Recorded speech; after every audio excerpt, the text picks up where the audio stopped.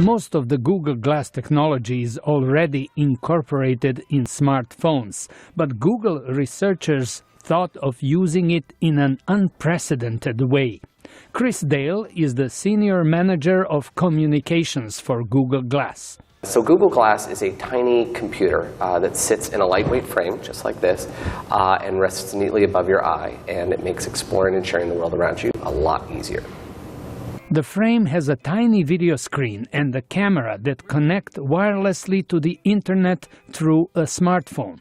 But what can you actually do with Google Glass? So that's the million-dollar question, I guess. Unsure about how Google Glass could or would be used, or how people would react to it, Google decided to enlist volunteers to test the new device. The goal was twofold: see what innovative ways people would come up with to use it, and to attract developers to create new apps. We look at glass and wearable computing in general as the next platform in computing. Dale says an average person uses a smartphone 150 times a day, and Google Glass makes that technology available more quickly because it can respond to voice commands.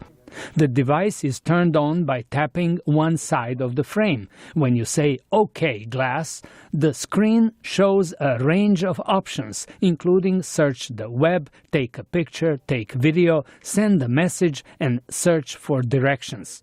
Swiping the frame with a finger scrolls the menu up and down. Google Glass transmits sound through vibration against the head. It has a medium-resolution camera, about 5 megapixels, and the projected image is like watching an iPhone screen.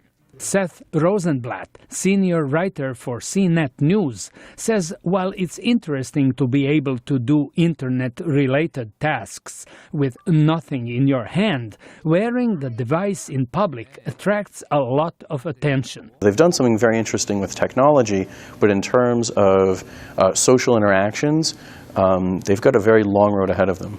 Rosenblatt says its real potential will be tested by the public. I think the real test for Google Glass is going to be out on the street. How are average people going to react when they're forced to interact with somebody wearing Google Glass? Google says it is still testing the wearable computer, which runs on Google's Android operating system and is expected to be available by early next year. George Putic, VOA News, Washington.